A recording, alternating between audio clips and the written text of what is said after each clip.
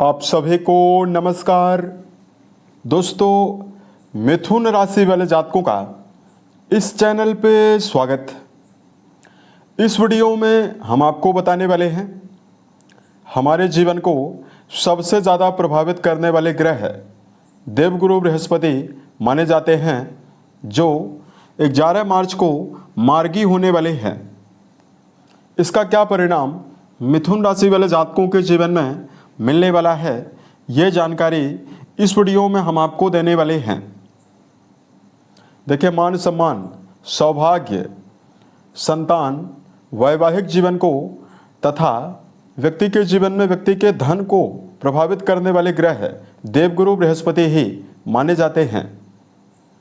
देवगुरु बृहस्पति 11 मार्च की सुबह में 6:20 पर मिथुन राशि में ही वक्री चाल को छोड़कर मार्गी होने वाले हैं।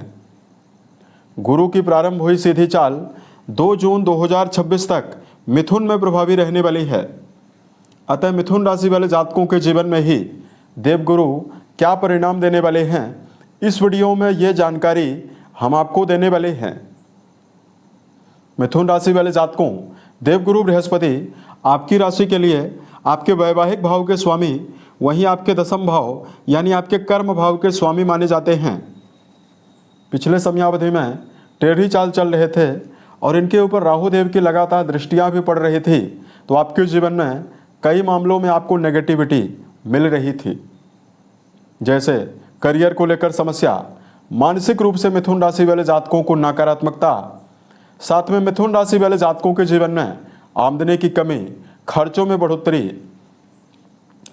चूंकि ये वक्री होकर आपके 12वें घर का भी परिणाम, व्यय भाव का भी परिणाम आपको दे रहे थे, संबंधों में वैवाहिक जीवन को लेकर टकराव की अवस्था लगातार आपके जीवन में आपको मिल रही थी।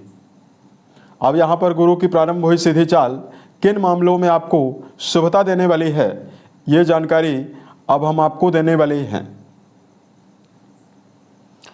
ये जो जानकारी हम आपको देने वाले हैं, ये आपकी चंद्र राशि के ऊपर प्रभावी रहने वाला है, तो आप इसे इसी आधार पर देखें। मिथुन राशि वाले जातकों, 11 तारीख को देवगुरु बृहस्पति सप्तम और दशम भाव के स्वामी होकर केंद्र में यानी राशि के ऊपर ही मार्गी होने वाले हैं। कुंडली के प्रथम भाव से व्यक्ति के स्वयं के बारे में, स्वभाव के बारे में, चरित्र और हेल्थ के बारे में विचार करते हैं। यहाँ पर गुरु के मार्गी होने से इनकी पंचम दृष्टि आपके संतान भाव, आपके त्रिकोण में पड़ने वाली है। 7वीं दृष्टि आपके वैवाहिक भाव पर जाने वाली है। 9वीं दृष्टि आपके राशि के वैवाहिक भाग्य भाव पर जाने वाली है। सबसे पहले मिथुन राशि वाले जातकों के व्यक्तित्व में इसका सकारात्मक प्रभाव पड़ने वाला है।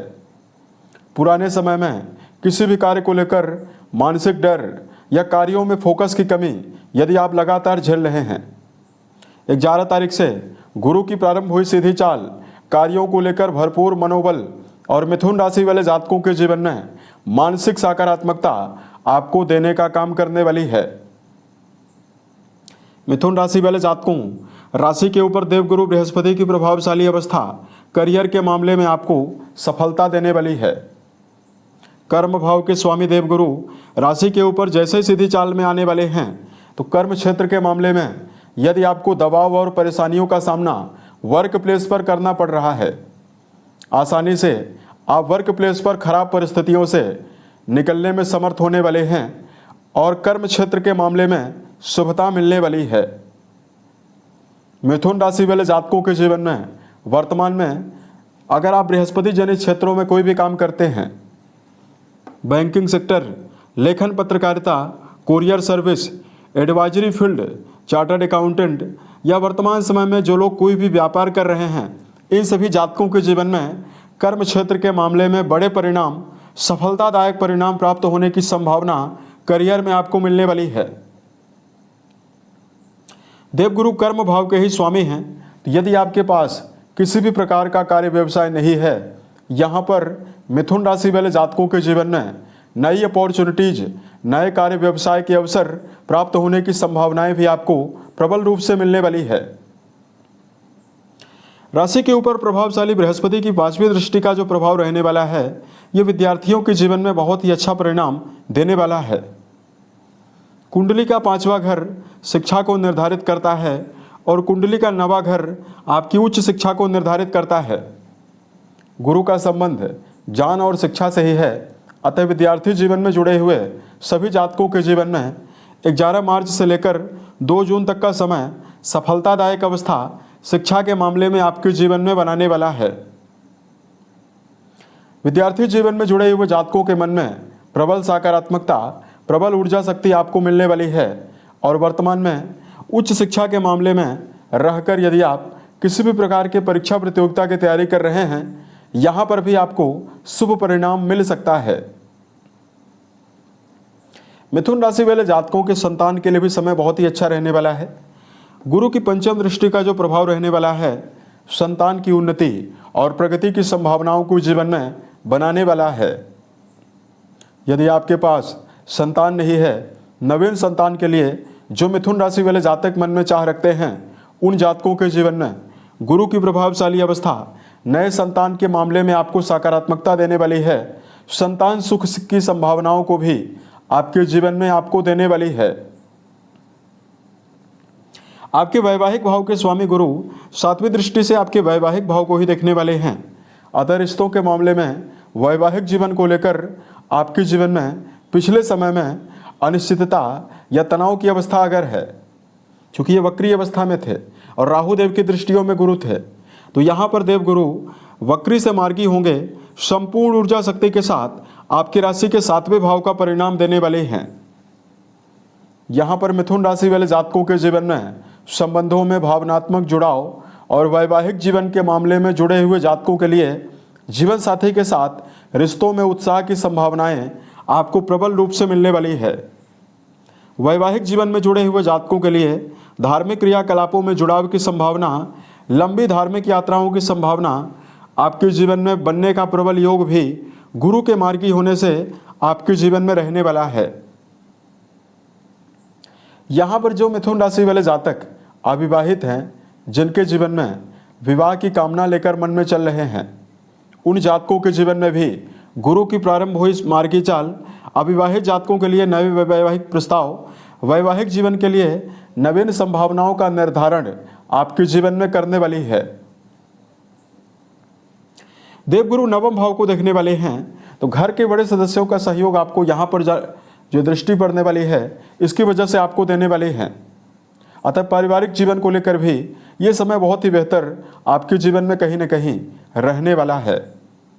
घर के सदस्यों के साथ रिश्तों में अनुकूलता और मिथुन राशि वाले जातकों के जीवन में संबंधों के मामले में घर के बड़े सदस्यों के सहयोग से आपको विशेष शुभता मिलने वाली है।